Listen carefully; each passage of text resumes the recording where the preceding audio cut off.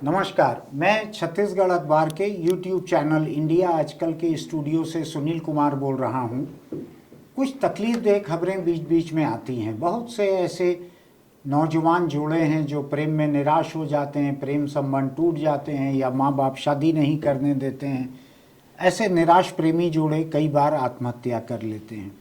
हिंदुस्तान के कुछ दूसरे हिस्से जिनमें हमारा इलाका नहीं है, कुछ दूसरे हिस्सों में माँ बाप अपने बच्चों को मार भी डालते हैं अगर वो उनके प्रेम संबंधों या शादी से सहमत नहीं रहते हैं तो, और नाम उसको ऑनर किलिंग का देते हैं। पता नहीं इसमें किसका ऑनर है, किसका ऑनर बढ़ता है।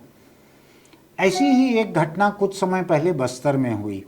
उस घटना को लेकर हमने एक दूसरा कार्यक्रम कुछ समय पहले किया था, वैसी एक दूसरी घटना को। लेकिन बस्तर में अभी जो हुआ, 18 बरस का लड़का था, 17 बरस की लड़की थी। दोनों एक ही स्कूल में पढ़ते थे, स्कूल के ही छात्र छात्रा थे। वो दोनों का प्रेम संबंध था, दोनों के परिवारों को पता था, गांव में सबको पता था।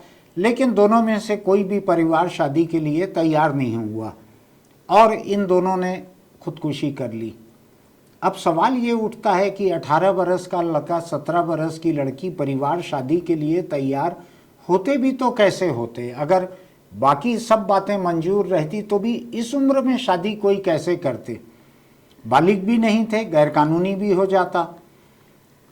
इस बात को लेकर मेरे दिमाग में एक परेशानी घूमते रहती है कि माँ बाप क्या करें, जिनके बच्चे इस तरह के संबंधों में हैं वो क्या करें, और जो बच्चे जिनकी अपनी शारीरिक मानसिक ज़रूरतें उनको एक दूसरे के लिए आकर्षित करती हैं वो क्या करें, क्या होना चाहिए ऐसे मामलों में।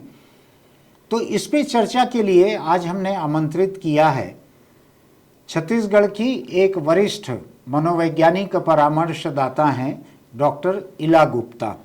नमस्कार मैडम। नमस्ते। इला गुप्ता बहुत सारे IIM जैसे संस्थान या दूसरे कॉलेज, वहाँ पर इनके व्याख्यान होते रहते हैं। कुछ एक टेलीविज़न चैनलों पर भी ये वहाँ किसी विषय पर चर्चा करती हैं, लोगों के पूछे गए सवालों का जवाब देती हैं। इस विषय पर बात करने के लिए हमको लगा कि उनसे हमको भी समझने का मौका मिलेगा, बच्चों के माँ बाप को भी समझने का मौका मिलेगा, और जो टीनेजर से लेकर जो शादी की उम्र तक के नौजवान किशोर हैं इनको भी समझने का मौका मिलेगा। तो इसी बारे में आज हम ये चर्चा करेंगे। मैडम, मैं ये समझना चाह रहा हूँ कि 18 बरस का लड़का, 17 बरस की लड़की प्रेम करते थे, शादी करना चाहते थे। दोनों परिवारों ने रोका, कहा कि पढ़ाई का समय है, स्कूल में पढ़ाई में अपना ध्यान दो, और दोनों ने खुदकुशी कर ली। इसको किस तरह से देखेंगी आप? और खासकर पूछने का मेरा मकसद ये है, ऐसी मौतों को रोका कैसे जा सकता है? सबसे पहले तो इस प्रकार की स्थिति में हमें परिवार का बैकग्राउंड देखना चाहिए। जैसे आज आपने कहा बस्तर, तो मुझे ऐसा पिक्चराइजेशन होता है कि बस्तर में कम एजुकेशन है जी। वहाँ के जो युवा वर्ग हैं वो ज़्यादातर अभी सोशल मीडिया में एंगेज्ड हैं।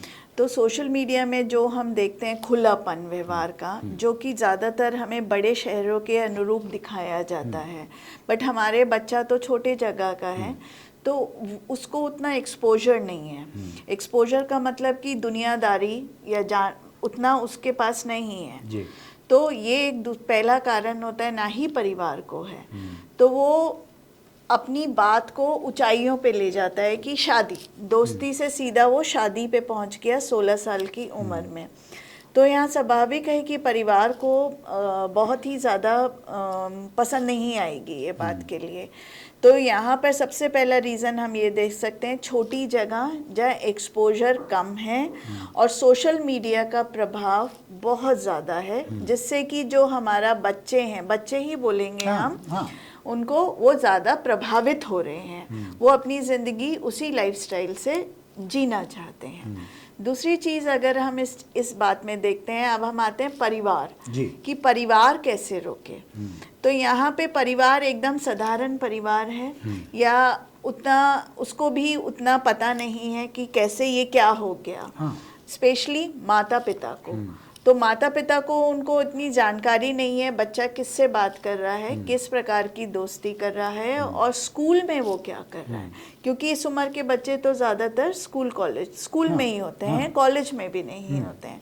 तो क्या वो स्कूल जा रहा है, और जा रहा है तो क्या हम स्कूल जाके पता कर रहे हैं कि वो पढ़ाई कर रहा है कि स्कूल छोड़कर वो लड़कियों से बात कर रहा है। क्योंकि सर इस उम्र में एक स्वाभाविक, हम इसको कहते हैं आकर्षण ऑपोजिट सेक्स की तरफ होता है, जिसको हम टीनेज बोलते हैं। 12 साल के बाद हमारे शरीर में शारीरिक परिवर्तन होते हैं, उसी प्रकार से हमारे मानसिक परिवर्तन भी होते हैं। तो जब होते हैं तो हमें नॉर्मली ऑपोजिट सेक्स के तरफ अट्रैक्शन होता है, लड़के को लड़की, लड़के को, तो उसमें वो बातें करना शुरू करते हैं, दोस्ती बढ़ाते हैं। बट यहाँ पे परिवार का भी ये आ जाता है कि हो सकता है कि वो सिर्फ दोस्ती करना चाह रहे हों या मिलना चाह रहे हों, बट परिवार रिस्ट्रिक्शन कर देता है। तो वो जहाँ वो रिस्ट्रिक्शन लगाता है, वहीं जैसे एक ह्यूमन टेंडेंसी होती है, हम साइकोलॉजी में बोलते हैं कि जो काम मना करो उसकी बड़ी इच्छा होती है, करके तो देखें। और हमारा जो उस उम्र में ज़्यादा होती है, यानी डायबिटीज़ के पेशेंट को जब डॉक्टर कहते हैं कि अब मीठा नहीं खाना है तो मीठे की तलब ज़्यादा होती है जी, तो वो छुप के मीठा खाएगा, रात को फ्रिज खोलेगा, एक बर्फी का टुकड़ा निकाल के खा लेगा। तो उसी प्रकार यूथ जो हमारा है उसको लगता है कि क्यों मम्मी ने मना किया, माँ ने क्यों मना किया, पिताजी ने मुझे चांटा क्यों मारा कि तू लड़के से बात कर रही, खराबी क्या है, मैं बात तो कर रही हूँ, ज़्यादा तो हम कुछ नहीं कर रहे। और यहाँ कई बार माता पिता खुद ही ओवरथिंक करके सोचने लग जाते हैं कि शादी कर लिया या भाग गए घर से, तो वो उनको रिस्ट्रिक्ट करने लग जाते हैं उनकी एक्टिविटीज़ को। तुम स्कूल नहीं जाओ, तुम कहीं अकेले जा रहे हो तो छोटे भाई बहन को साथ में लेकर जाओ, फ़ोन अपना दे दो। तो यहाँ जो बच्चा है उसको घुटन हो रही है, उसके दिमाग में ऐसा कुछ नहीं है। उसके दिमाग में क्या होता है 80% कि मैंने दोस्ती करी है, उसके दिमाग में शादी का ख्याल नहीं होता। ये ख्याल होता है माँ बाप का कि कल को इन्होंने कुछ कर लिया, कल को शादी कर ली तो ये हम ब्राह्मण हैं, ये कायस्थ लड़के के साथ उठ बैठ रही है। बिल्कुल, एक जाति बहुत बड़ी चीज आ जाती है। वो ये नहीं सोच पाते हैं कि ये तो एक साधारण सी फ्रेंडशिप है जो आज के माहौल में होनी भी चाहिए, क्योंकि एक ओपननेस आती है और एक अच्छी दोस्ती भी होती है। तो यहाँ वो पेरेंट्स जो होते हैं उस पर प्रेशर डालते हैं, तो वो तंग आकर फिर इस तरह का कदम उठा लेते हैं कि चलो अब बहुत परेशानी है, मेरी बात को कोई नहीं समझ पा रहा है, इससे बेहतर है हम नया स्टार्ट करें। नया कैसे स्टार्ट होगा, जब हम इस जन्म को ख़त्म करके नया जन्म लेंगे।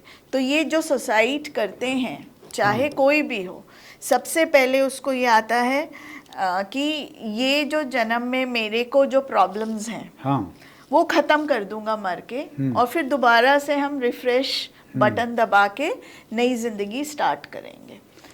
ये मुझको बतलाइए, कुछ धर्म ऐसे हैं जिनमें पुनर्जन्म की धारणा नहीं है, अगला जन्म नहीं मानते। जैसे बौद्ध हैं, वो लोग मानते हैं कि मोक्ष हो जाता है मृत्यु के साथ। जी, उनके बच्चों की सोच कुछ अलग हो सकती है क्या, जिन्होंने बचपन से ही बौद्ध धर्म देखा हो? तो वो लोग तो ऐसा नहीं सोचेंगे कि इस जन्म को निपटा लें अपन, अगले जन्म में जरूर एक साथ हो लेंगे। तो उस केस में उन बच्चों को, क्योंकि हम देखिए, हम लोग कहते हैं जैसे मेरे को आप 10 बच्चे दीजिए, तो हम कहते हैं बच्चा मिट्टी है, उसको सुराही बना लो, घड़ा बना लो, दिया बना लो। जैसे एक बच्चे को नहीं पता कि मैं मुस्लिम हूँ, मैं क्रिश्चियन हूँ, मैं बौद्ध हूँ, मैं हिंदू हूँ, ये मैं माँ हूँ, तो मैं उसको बता रही हूँ कि तुम्हें ना मंदिर जाना है या आरती या दाल चावल खाना है। अगर मैं मुस्लिम हूँ तो मैं उसको सूप पिला रही हूँ चिकन का, तो बच्चा मुस्लिम बना और नमाज पढ़ रहा। बच्चा एकदम मिट्टी है, ये हम उसको गढ़ते हैं। तो इसमें अगर बौद्ध धर्म की अगर आप बात करते हैं कि उसमें मोक्ष की प्राप्ति होती है, तो यहाँ पर हम ये चीज़ देख सकते हैं। तो वो बच्चा जो है इस केस में वो लोग ये सोचेंगे चलो मुक्ति मिलेंगे, अच्छा स्वर्ग में, यानी साथ मिल ना सके तो साथ मर तो सकते हैं। कम से कम यहाँ पे वहाँ पे कोई रिस्ट्रिक्शंस तो नहीं होंगे या टोका टोकी तो नहीं होगी। आप बाहर गई हुई थी, नहीं तो मैं इसको 28 तारीख को करना चाहता था। पूछिए क्यों? क्यों? 28 तारीख को बॉबी फिल्म को 50 साल पूरे हुए। अच्छा, डिम्पल कपाड़िया। डिम्पल कपाड़िया, ऋषि कपूर की बॉबी फिल्म, जिसमें माँ बाप शादी नहीं होने देते, yes. तो दोनों मरने के लिए जाते हैं। जबलपुर की शूटिंग थी भेड़ा घाट की, वहाँ से पहाड़ी से वो पानी में कूद जाते हैं दोनों। सुखांत फिल्म थी तो बच भी जाते हैं आखिरी में, लेकिन मरने के लिए कूदते हैं साथ में। सोच यही रहती कि साथ जी ना सके तो साथ मर लेते हैं, मर जाएंगे। तो मुझको लगता है कि बौद्ध भी हैं तो भी ये विकल्प तो है ही कि साथ जी नहीं सकते तो साथ मर जाएं। बिल्कुल सही। लेकिन मैं हंसी से मजाक से परे मैं थोड़ा सा ये समझना चाह रहा हूँ इस बात को, माँ बाप क्या करे, अपने बच्चों को कितना समझाए, कितना रोके टोके, कौन से ऐसे इंडिकेटर हैं जिसमें उनको सावधान हो जाना चाहिए कि अब और ज़्यादा तान देंगे तो टूट जाएगा धागा। यानी मैं अपने बच्चों को कैसे समझाऊं कि मैं फिक्र पूरी कर रहा हूँ, समझाने की कोशिश कर रहा हूँ, लेकिन बच्चे खुदकुशी न कर लें, इतना ही रोकू टोकू मैं, तो क्या इसका इंडिकेशन रहता है?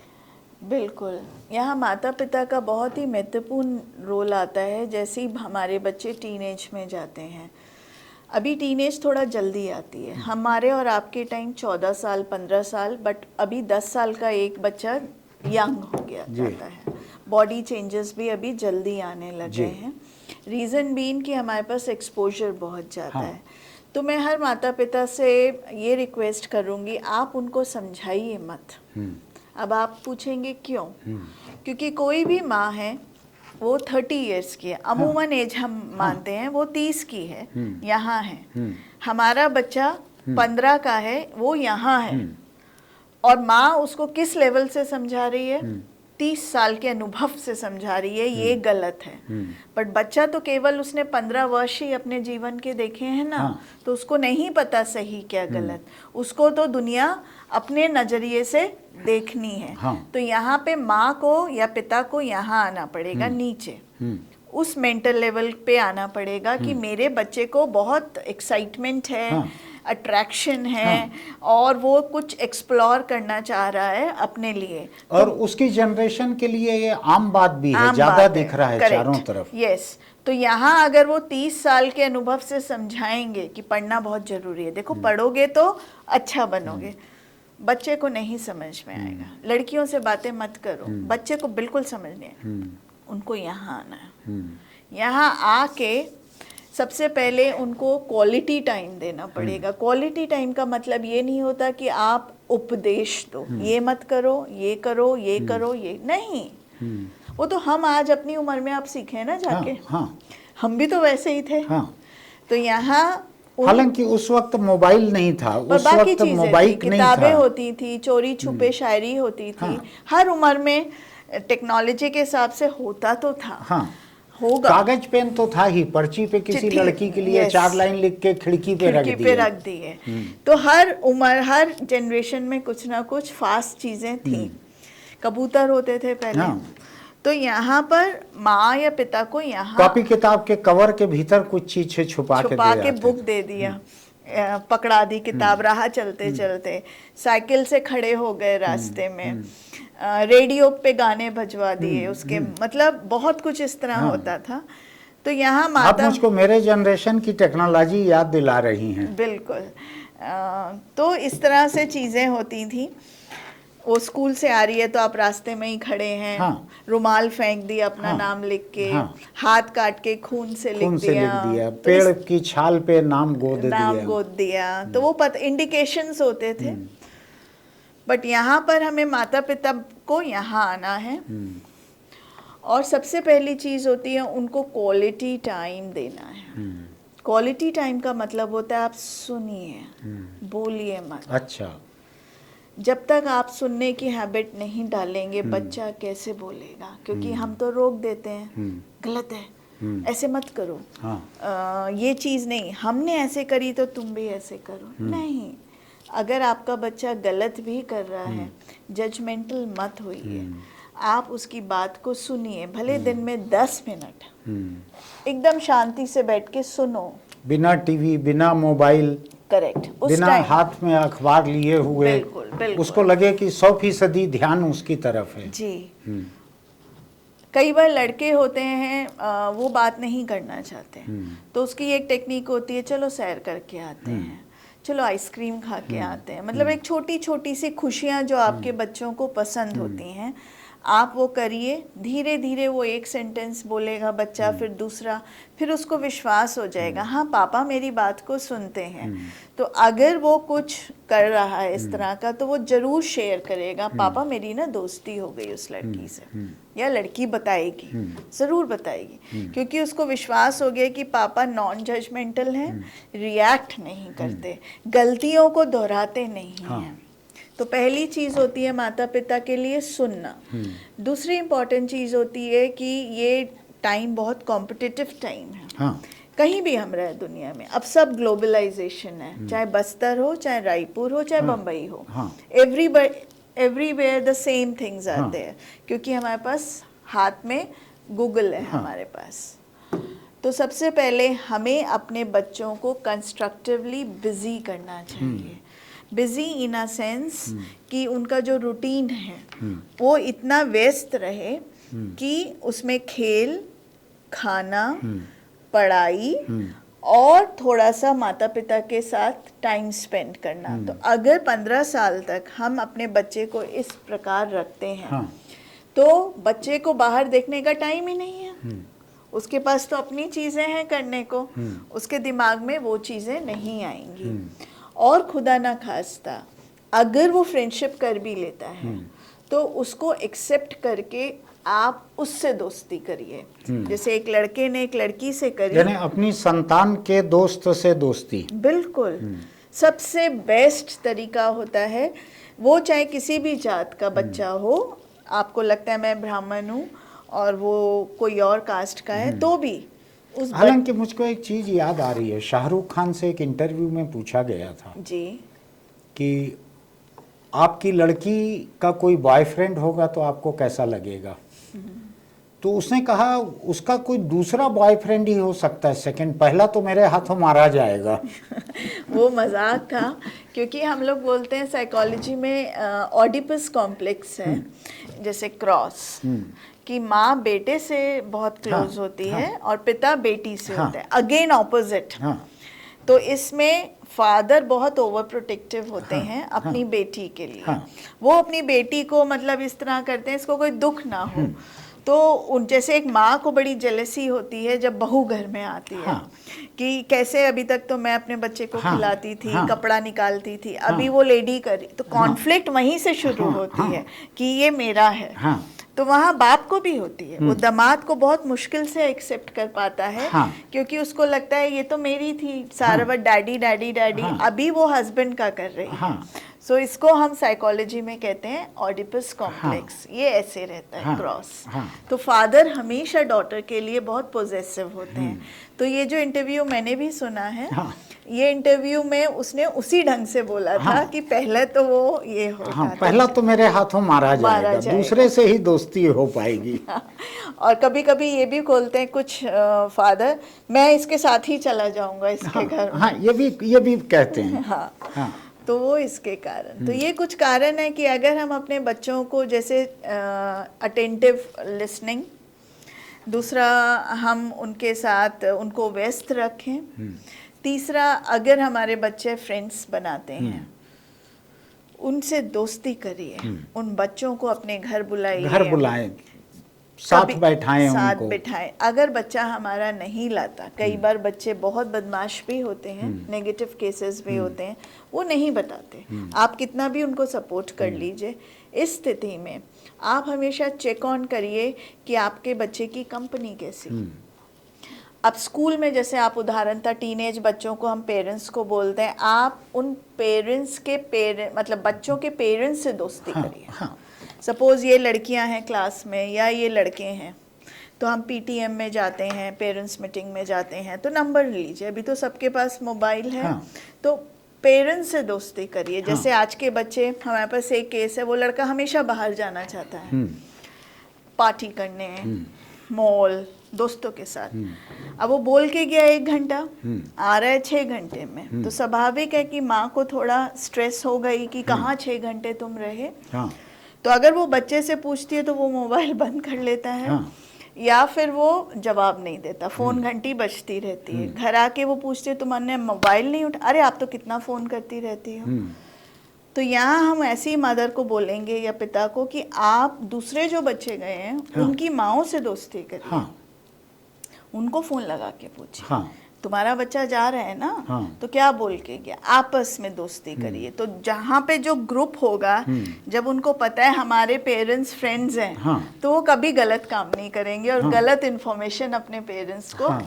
नहीं देंगे। हाँ। तो ये छोटी छोटी सी ट्रिक्स हैं जिनके कारण से हम बच्चों को बहुत स्ट्रॉन्ग। आप जो सुझा रही हैं इसमें एक छोटा सा खतरा मुझको दिख रहा है कि बच्चों की दोस्ती जिस सीमा तक है वो तो ठीक है, पेरेंट्स की दोस्ती इतनी गहरी ना हो जाए कि वो एक कॉम्प्लिकेशन पैदा कर दे सबके लिए। नहीं, इसमें कॉम्प्लिकेशन क्यों होगा, ये तो हमारी अच्छी दोस्ती होती है। क्योंकि हमारे वजह से आज अगर आप मेरे भी 2 बेटे हैं, तो मुझे याद आता है मैं बहुत व्यस्त रहती हूँ, मतलब अपने काम में शुरू से। तो मेरे बेटे को कोटा जाना था, तो मैं आज तक कोटा नहीं गई। मैंने हमेशा उसके दोस्त की मदर को बोला आप जा रही हैं, वरुण को भी लेकर जाइए। तो एक हमें आज तक हम लोग बहुत ही क्लोज फ्रेंड्स हैं, जबकि हम एक लड़का अमेरिका रहता है, एक लड़का बैंगलोर रहता है, वो भी दोस्त हैं, बट आज मैं और उसके मदर भी we are very good friends. तो इसमें कॉम्प्लिकेशन किस बात का? हाँ, नहीं, मैं एक दूसरी मजाक कर रहा था जी। तो अब हम इस बात को देखें कि जात बिरादरी से परे अगर बच्चों की दोस्ती होती है, और माँ बाप के लिए जात बिरादरी सबसे ज़्यादा इम्पॉर्टेंट है जी, उससे परे शादी का सोच नहीं पाते। दूसरे धर्म की तो बात दूर है, दूसरे जाति में भी शादी की बात नहीं सोच पाते जी। ये आमने सामने एक पोजीशन ले ली दोनों ने। बच्चे जो हैं वो इंटरकास्ट करना चाहते हैं और माँ बाप बिल्कुल तैयार नहीं हैं उसके लिए। ऐसी नौबत का क्या रास्ता हो सकता है? अगर ऐसी नौबत है तो मैं बच्चों की तरफ से बोलूँगी कि बच्चे अपने आप को देख लें, क्या उनके पास उतनी शिक्षा है या कमाई का कुछ साधन है। इकोनॉमिक इंडिपेंडेंस जो है वो एकदम प्राइमरी रिक्वायरमेंट है। प्राइमरी कोई भी रिलेशनशिप के लिए फाइनेंस बहुत इम्पोर्टेंट है। तो अगर वो स्टेबल हैं, अपने अपने इकोनॉमिकली, जो मोहब्बत के वक्त शुरुआत में बड़ा ही गैर जरूरी लगता है हम तो एक दूसरे की आंखों में देख के ही जी लेंगे ऐसा, और होता नहीं है वैसा। नहीं, वो कभी नहीं। किराए का एक कमरा भी लेना पड़े तो एग्जॉस्ट हो जाते हैं दोनों। करेक्ट। तो यहाँ पर अगर वो इकोनॉमिकली साउंड हैं, मतलब मिनिमल इतना कमाते हैं, तो और एक दूसरे पे विश्वास है, तो ज़रूर आगे जाना चाहिए। क्योंकि हमारा यूथ को स्टेप अप करेगा तो शायद जो हमारे समाज में जाति बंधन है वो कम थोड़े होगा, डाइल्यूट होगा और हमारा समाज इक्वल आ जाएगा। बट अगर आप माता पिता की तरफ से हम देखते हैं कि नहीं, मैं इस कास्ट के हूँ और हमें बाहर नहीं भेजना है, तो यहाँ पर माता पिता को पहले से ही बच्चों, हम कहते हैं ना मिट्टी है बच्चा, तो बच्चे को उस तरह से बड़ा करना चाहिए, ग्रूमिंग करना चाहिए कि उसके दिमाग में आउट ऑफ कास्ट इम्पोर्टेंट हो, फिर वो बाहर नहीं देखेगा। लेकिन ये तो जो आप बोल रही हैं इसका मतलब तो है कि माँ बाप अपने बच्चों में कास्ट को लेके एक पूर्वाग्रह, एक बायस क्रिएट करें कि अपनी ही जात सबसे अच्छी है, इसी में शादी करना चाहिए, दूसरी कास्ट में नहीं करना चाहिए। तो इससे कास्ट स्ट्रक्चर टूटेगा कैसे? कास्ट स्ट्रक्चर तो बहुत, जैसे अब एक हमारा केस था, उसमें वो लड़की मुस्लिम थी और उसको हिंदू लड़के से ये हुआ। बहुत अच्छे परिवार के दोनों, कमाते भी अच्छा, बहुत अच्छा, पर उस लड़की का जो ग्रूमिंग थी इतनी ज़्यादा थी कि उसने कहा कि लड़के से कि तुम्हें मुस्लिम कन्वर्ट होना पड़ेगा, और लड़के की भी ग्रूमिंग बहुत अच्छी थी। उसने कहा ठीक है, it is better to part. अच्छा। तब ऐसा तो होगा। अलविदा हो जाना ठीक है ऐसा, यस। यानी एक ऐसे मोड़ पे चले जाएं जहां से एक रास्ता मंदिर का है, एक मस्जिद का है, ऐसा। क्योंकि वो चाह रहे थे कि दोनों धर्म मिलकर रहें। हाँ। बट वो चाह रही थी लड़की की वो चेंज कन्वर्ट हो जाए। अच्छा। और लड़का नहीं कन्वर्ट होना, वो कह रहा था कि तुम भी अपना करो, हम अपना करते हैं, दोनों साथ रहेंगे एक दूसरे के धर्म को सम्मान देते हुए। एक दूसरी चीज मैं लगे हाथों समझना चाहता हूं, अभी तक हम जितनी बात कर रहे हैं ये लड़के लड़कियों वाले रिलेशनशिप की बात कर रहे हैं।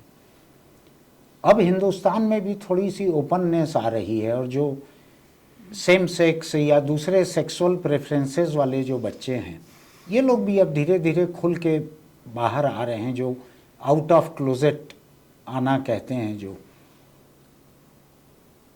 टीनेजर बच्चे अगर अपने माँ बाप को ये बतलाते हैं कि उनके सेक्सुअल प्रेफरेंसेस जो हैं वो स्ट्रेट नहीं हैं, लड़का कहता है कि उसकी दिलचस्पी दूसरे लड़कों में है, लड़कियों में नहीं है, माँ बाप कैसे एब्जॉर्व करें इस बात को? क्योंकि कन्वेंशनली तो ऐसा होते नहीं आया है अधिक मामलों में।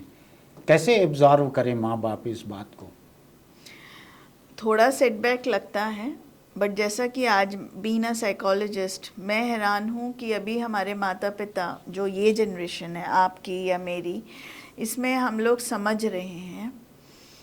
और मेरे पास खुद माता पिता लेकर आते हैं and they are accepting them. ऐसा? यस।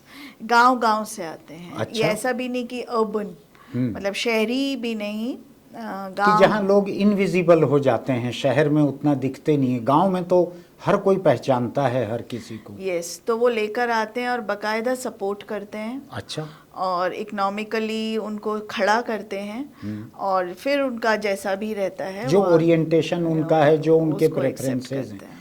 ये बड़ी ही मेरे लिए एक खबर है, ये पॉजिटिव खबर है कि गांव-गांव में माँ बाप जो हैं वो अगर अपने बच्चों का इतना साथ देते हैं, उनके प्रेफरेंसेस के साथ खड़े रहते हैं, तो ये बड़ा ही पॉजिटिव नज़रिया है। ये मैंने फाइंड आउट करा। ये भी एक होता है कि आज मैंने कहा ना, शहर गांव सब नॉलेजेबल है। हाँ। पढ़ रहे हैं लोग, देख रहे हैं, अब रीच में है हर एक चीज़ हमारे, तो उसमें वो एक्सेप्ट कर रहे हैं। और उनको ये लगता है, जैसे पहले क्या होता था, अगर हम देखें 4-5 बच्चे होते थे, अभी 2 या 1 बच्चा है, तो वो बच्चे को खोना नहीं चाहते हैं। अच्छा। क्योंकि अगर वो उसके जो भी प्रेफरेंसेस हैं उसको साथ रखना चाहते बहुत हैं। बड़ी खुशी की ये बात एक बहुत मैं भी कई बार, मेरे पास ऐसे बहुत केसेस आए हैं कि मैं भी बहुत ये हो जाती हूँ कि एक लड़की का पिता आके मुझको बोल रहा है, मैडम ये है, बताइए मैं इसको किस प्रकार से आगे बढ़ाऊँ, मैं चाहता हूँ कि ये खुश रहे, गांव में नहीं रख सकता हूँ क्योंकि समाज है हमारा, बट मैं ये भी नहीं चाहता कि मेरा बच्चा दुखी रहे जीवन में। वो लड़की उस टाइम, ये बात है 8 साल पुरानी, वो लड़की उस टाइम 11वीं-12वीं में थी। आज वो अपना बिजनेस चलाती है, अर्न करती है और अपने पार्टनर के साथ भी रहती है, बट अपने गांव में नहीं रहती। हाँ। रायपुर में ही रहती है। गांव की बर्दाश्त की एक सीमा रहती है। सोसाइटी को उनको जवाब, वो वहाँ पे ये बोलते हैं कि वो बाहर पढ़ाई कर रही है, रह रही है, तो किसी को कोई भी ये, बट उनका अल्टीमेट ये है, आज भी वो लोग मिलते हैं मेरे से आके कि हमारा बच्चा हमारे साथ है और खुश है। बड़ी खुशी तो की बात है। आज के माता पिता का सबसे बड़ा इम्पोर्टेंट ये एक बहुत पॉजिटिव साइन है, चाहे मैं हूँ, हम अपने बच्चे की खुशी देखना चाह रहे हैं, तो समाज में बदलाव आ रहा है। इसमें जो एक बात आपने कही वो मेरे लिए बड़ी न्यूज़ है कि पहले 4-5 बच्चे होते थे, अब 1 या 2 बच्चे होते हैं, अब बच्चों की खुशी ज़्यादा मायने रखती है। ये बड़ी नई जानकारी है मेरे लिए कि ज़्यादा बच्चे अगर होते थे तो एक हाथ बच्चा कोई दुखी रहे तो भी चल जाता था। नहीं, मेरे कहने का मतलब है कि जो हमारा एरिया ऑफ कंसंट्रेशन होता था, हाँ। जैसे आज मैं हूँ, तो अगर हम 5 भाई बहन हैं, तो हमारे जो माता पिता हैं उनका कंसंट्रेशन बढ़ जाता था। और अगर जैसे एक बच्चे ने कुछ अच्छा जीवन में नहीं किया, हाँ। तो दूसरा बच्चा कर रहा है तो वो कवर कर लेता था। और कभी कुछ अनहोनी भी होती थी तो हमारे पास बच्चा है, एक बच्चा जैसे जैसे एक बच्चा विदेश चला गया, और 2 बच्चे उसके साथ हैं, 2 बेटे, तो माँ बाप को है कि हमारे 2 बच्चे हमारे साथ हैं, एक के साथ हम मिलते जुलते रहें। या कोई हादसा हो गया तो भी कुछ बच्चे तो बचे हैं, बच्चे हमारे पास हैं। बच्चे हमेशा चाहे 10 हो चाहे 1 हो, माँ बाप के लिए आंखों के तारे हैं। बट एक सेटिस्फेक्शन है कि हमारे पास बच्चे हैं, एक बाहर विदेश गया तो बट 2 हैं मेरे पास या 3 है, या एक दिल्ली या बम्बई बड़ी नौकरी में चला गया, पर रायपुर में मेरे पास 3 बच्चे हैं। मतलब मेरा परिवार है। एक माता पिता को बहुत इनसिक्योरिटी होती है आफ्टर 50 कि बच्चे हमारे साथ रहें, इंडियन पेरेंट को, जो हमारा समाज है। बट अभी क्या होता है, हमारे पास 1 या 2 बच्चे, अब 1 बच्चा है या 2, वो लोग भी अगर बाहर हमसे रूठ के चले जाए तो हमारा तो जो ओल्ड एज है ठीक बहुत खालीपन भर जाए। पूरी तरह से उसी पे निर्भर रहते हैं, इमोशनल रिक्वायरमेंट के लिए उसी पे टिके रहते हैं। और अभी न्यूक्लियर फैमिलीज हैं, पहले जॉइंट फैमिलीज होती थी, इधर चाचा है उधर ताऊ है, मतलब आपका एक कुनबा सुख दुख बढ़ जाता था, आप अकेले महसूस नहीं करते थे। आज अगर जैसे अगर मैं रायपुर में रहती हूँ और मेरे बेटे हैं बाहर नौकरी करते हैं, तो अभी तो हम जैसे ठीक हैं, काम कर रहे हैं, बट एट द एंड हमें कभी कभी वैक्यूम लगता है ना कि बच्चे हमारे साथ नहीं हैं। बिल्कुल। तो और पर अभी संतुष्टि होती, जहाँ है खुश हैं, अच्छा कर रहे हैं। तो वैसे ही जो जिनके बच्चे, उनकी चॉइसेस जिनकी अलग होती है, एटलीस्ट दे आर हैप्पी कि उनका बच्चा उनके साथ मतलब अच्छा कर रहा है, जहाँ पे भी रह रहा है, और उनसे कांटेक्ट है। बिल्कुल।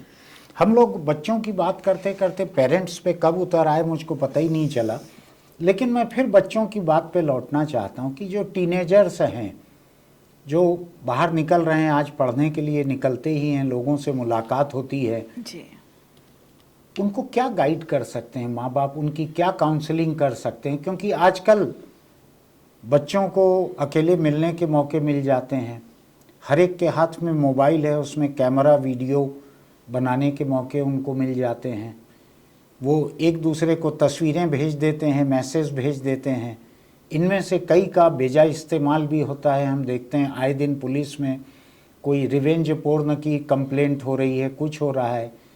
तो माँ बाप अपने टीनेजर बच्चों को क्या समझाएं और कैसे समझाएं? सबसे पहले तो अगर हम अपने बच्चे को बाहर भेज रहे हैं तो हमें इस बात का ध्यान रखना चाहिए कि हम कहाँ भेज रहे हैं, कैसा कॉलेज है वो, वहाँ का माहौल कैसा है। क्योंकि कई कॉलेजों में बहुत फ्री टाइम मिलता है, सुबह के क्लास होते हैं। बिल्कुल। तो जहाँ अगर हमारे बच्चे को बहुत फ्री टाइम होगा तो अगेन उसका दिमाग कहीं और जाएगा। तो सबसे पहले आप चेक करें कि आपका बच्चा कैसे यूनिवर्सिटी में जा रहा है, क्या कोर्स करने जा रहा है, और उसकी क्या वैल्यू है और उसका फ्यूचर क्या है उस कोर्स का। सेकेंडली, अगर आपका बच्चा कहाँ रह रहा है, पीजी में रह रहा है या फ्लैट लेके रह रहा है, वहाँ के क्या डिसिप्लिन है, डिसिप्लिन क्या है, क्या वहाँ पर जो फ्लैट में आपने कंफर्टेबल होने के लिए फ्लैट दिलाया तो उसमें जो 2 दूसरे लड़के रह रहे हैं वो किस प्रकार के हैं, वो कैसी फैमिली से बिलोंग करते हैं। थर्डली, पेरेंट्स को बीच बीच में विजिट करना चाहिए, 2-3 महीने में एक बार, बिना बताए कि कैसा क्या चल रहा है, कैसे हमारा बच्चा रह रहा है। तीसरी चीज़, हमेशा उनसे अकाउंटेबिलिटी लेनी चाहिए पैसे की। जो भी पैसा हम मंथली भेज रहे हैं तो वो कहाँ पे किधर कैसे वो स्पेंड कर रहे हैं, क्योंकि खर्चा तो ज़रूरत है। कभी हमारा बच्चा बीमार पड़ सकता है, या उसको कुछ जोमेटो करके कुछ खाने की ही इच्छा हो गई, तो उसको आप दीजिए, सब दीजिए, बट उसकी अकाउंटेबिलिटी आप रखिए। उसको शुरू से बता के भेजिए कि हम इतना देंगे और आप इतना हमें बताएंगे, है ना। और तीसरी, फिर लास्टली, जिनसे भी वो फ्रेंडशिप कर रहा है, कभी कभी आप जब आप जाएं तो उनसे मिलें, बात करें, लंच पे ले जाएं उन बच्चों को, या बुला लें बात करने के लिए। तो इस तरह से अगर हम करते हैं तो बच्चे को भी पता रहेगा कि हमारे जो माता पिता हैं वो हमारे साथ ही हैं और उनको सब पता है। तो वो ज़रूर, मेरे को ऐसा लगता है वो गलत राह पे नहीं जाए। मेरा इससे जुड़ा हुआ एक दूसरा सवाल है कि जो टीनेज लड़की जो है वो जब घर से बाहर निकलती है, स्कूल जाती है, दूसरे शहर नहीं भी गई, अपने ही शहर में दूसरे दोस्तों के साथ उठ बैठ रही है जिसमें लड़के भी शामिल हैं। लड़की की खासकर समस्या मुझको लगती है जिसके प्रेगनेंसी का एक खतरा रहता है। उस लड़की को क्या सेक्स एजुकेशन उसका क्या हो सकता है, रिलेशनशिप एडवाइस उसको क्या हो सकती है कि बाहर निकले तो लड़कों के साथ वो क्या करे, क्या ना करे और क्यों ना करे? उसमें अभी हर स्कूल में सेक्सुअल एजुकेशन है। हमें बच्चों को, स्पेशली लड़कियों को, गुड टच और बैड टच के बारे में बताया जाता है, और फिज़िकली जो रिलेशनशिप है उसके बारे में भी लड़कियों को बताया जाता है कि इफ़ यू डू तो इसका रिज़ल्ट ऐसा आएगा। तो मुझे ऐसा लगता है कि बहुत एक्सपोजर है अभी, और एजुकेशन हमारी जो गवर्नमेंट है और स्कूल भी हैं, चाहे वो प्राइवेट हो चाहे सरकारी, वो काफ़ी अच्छे से लड़के लड़कियों को एजुकेट करते हैं कि इस तरह के केसेस होने कम हैं, अगर होते भी हैं तो वो फिर वो लड़की की ही गलती है। तो यहाँ पे अगर कोई कुछ गलत कर रहा है जीवन में तो रिजल्ट उसी को सफ़र करना पड़ेगा, क्योंकि हम सिर्फ बता सकते हैं कि देखो ऐसा हो रहा है, ऐसा करोगे तो ये रिजल्ट आएगा। जैसे अगर आप किसी के साथ फिजिकली इन्वॉल्व होती हैं तो आप you will may get pregnant. तो यहाँ पे मेरे जैसे साइकोलॉजिस्ट क्या बोलेगी, देखो बॉयफ्रेंड है, ठीक है, अगर तुम you are physically with each other, और मैं बोलती हूँ तो ऑलवेज यूज प्रिकॉशन, क्योंकि अगर मैं उसको बोलूँगी तुम मत करना तो she won't come back to me, वो मेरे को बताएगी नहीं अपने प्रॉब्लम्स, तो वो तो ज़्यादा डेंजरस तो हो जाएगा। कम्युनिकेशन चैनल को ब्लॉक नहीं करना है, तो एक ब्लैंकेट नो काम नहीं करता। हमें उसका सॉल्यूशन बताना पड़ेगा उनको, यूज प्रिकॉशन, यूज प्रिकॉशन। लेकिन मैं इसका एक दूसरा और पहलू देख रहा हूँ, उसके बारे में कैसे एक्सप्लेन करें माँ बाप, कि आप किसी के साथ फ़ोटो खिंचवा लेते हैं, इंटीमेट मोमेंट्स का एक वीडियो बन जाता है, वो वीडियो फिर वो लड़का धमकाना शुरू कर देता है या लड़की धमकाना शुरू कर देती है। मैं किसी एक जेंडर को क्यों ब्लेम करूं? करेक्ट। कि उसको हम पोस्ट कर देंगे, वायरल कर देंगे, फिर और दोस्त मिलके एक्सप्लॉइट करने लगते हैं। ऐसे बहुत सारे केसेस आते हैं, यानी हर दिन कहीं ना कहीं रिपोर्ट हो रही है। मैं हर लड़की लड़के से ये बहुत स्ट्रिक्टली बोलती हूँ, बिल्कुल मत डरना।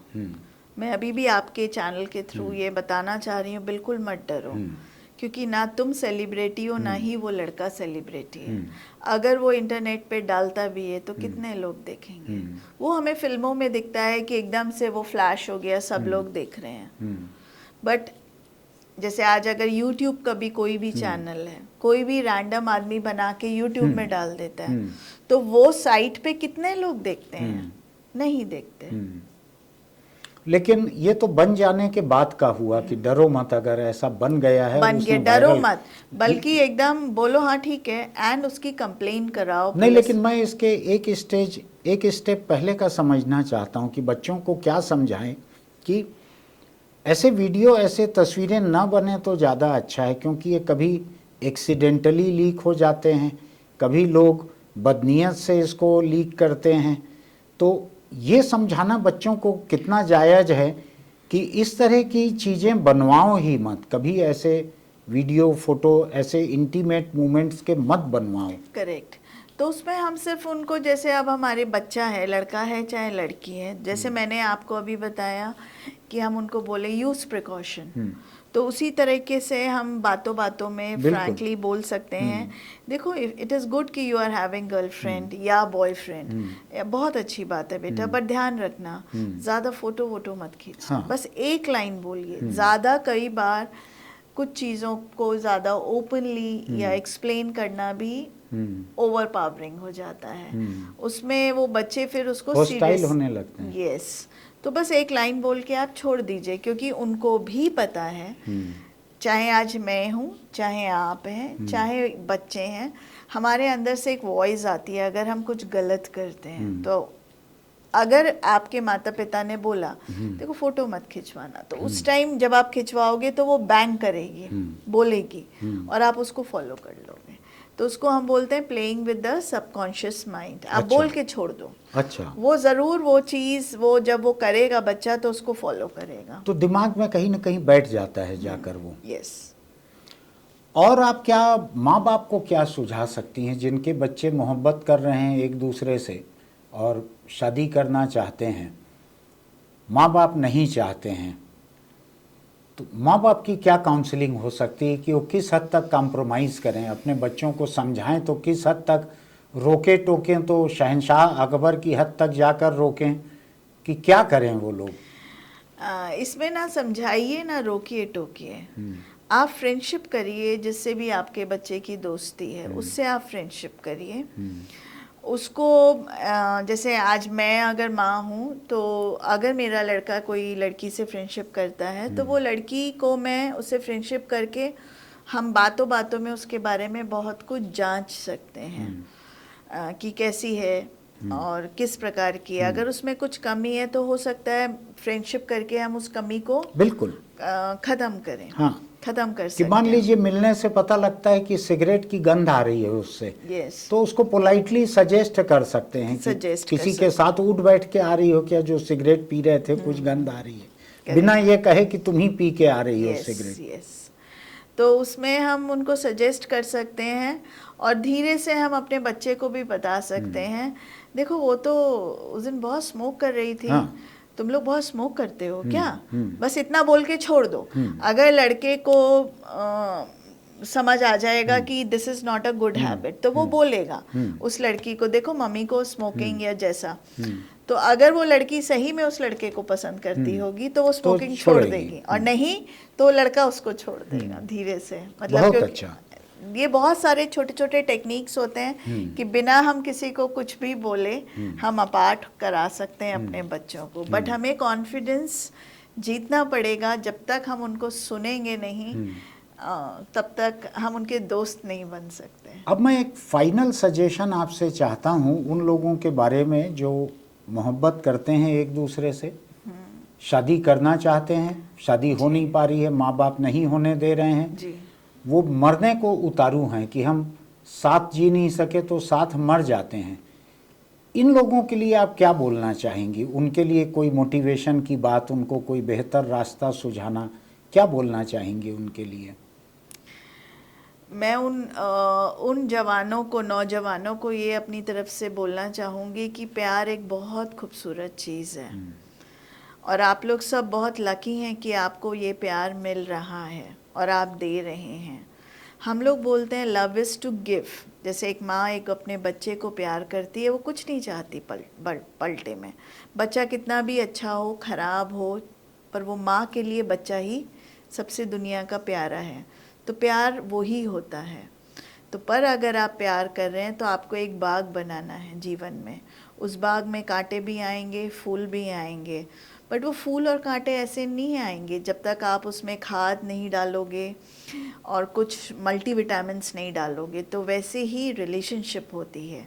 रिलेशनशिप एक रेल की पटरी की तरह होती है, ऐसे ऐसे चलते हैं जीवन पर्यंत। कभी कभी हम ऐसे भी होते हैं और साथ चलते हैं एक दूसरे को स्पेस देकर और स्ट्रॉन्ग रहते हैं। तो हमें जब रिलेशनशिप में बाग बनाना है तो सबसे पहले हमें अपने आप को स्ट्रॉन्ग करना पड़ेगा। उसमें सबसे पहले आता है इकोनॉमिक स्टेबिलिटी।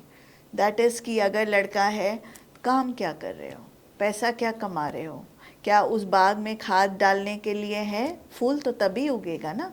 अगर लड़की है तो क्या मैं तेरे सुख दुख में, सुख नहीं दुख भी आएगा, रात है तो दिन भी आएगा, दिन है तो रात भी आएगा, तो क्या मैं रेडी हूँ उस दुख को झेलने के लिए।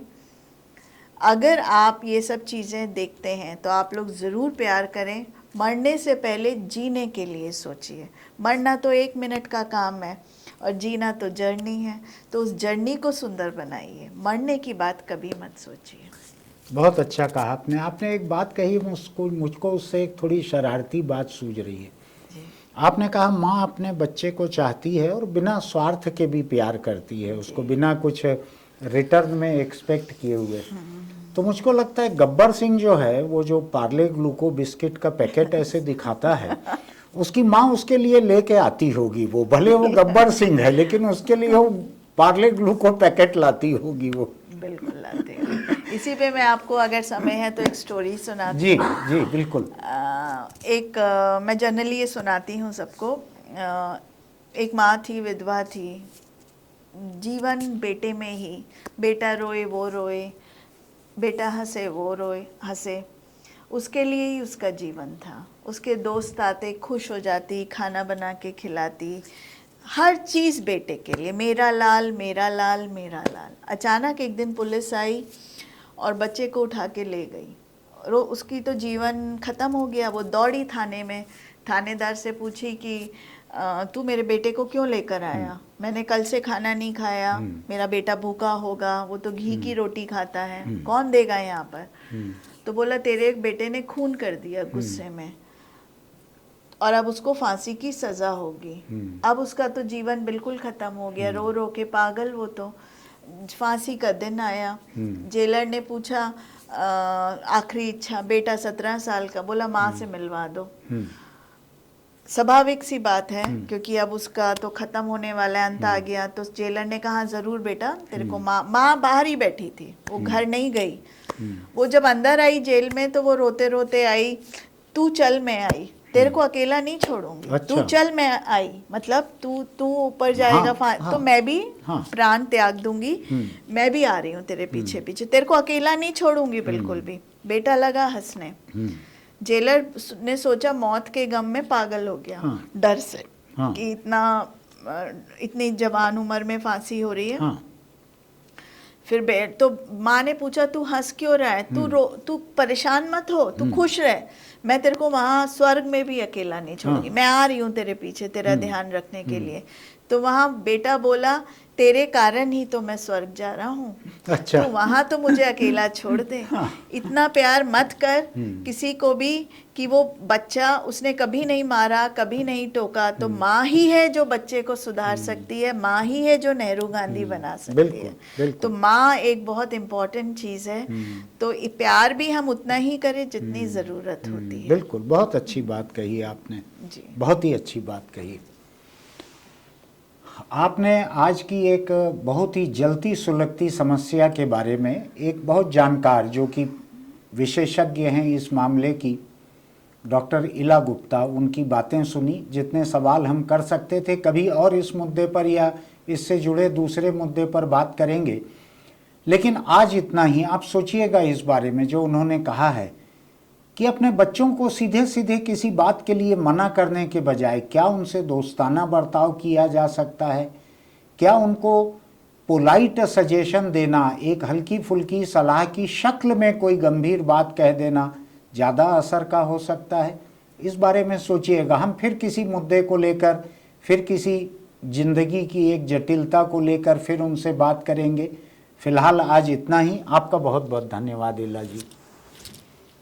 आपको अगर हमारे ये वीडियो अच्छे लगते हैं तो इसको लाइक कीजिएगा, सब्सक्रिप्शन की बटन दबाइएगा, नोटिफिकेशन की बटन दबाइएगा, टिप्पणी ज़रूर लिखिएगा, हम ध्यान से पढ़ते हैं, हर टिप्पणी को पढ़ते हैं, चाहे आप आलोचना की लिखें। और हाँ, अगर आप दोपहिया चलाते हैं तो हेलमेट लगा कर रखिएगा, बेल्ट भी लगा कर रखिएगा। उसका चौपहिए पर बैठते हैं तो सीट बेल्ट लगा कर रखिएगा। किसी भी हादसे की हालत में वही आपकी ज़िंदगी बचाते हैं। फिर मिलते हैं।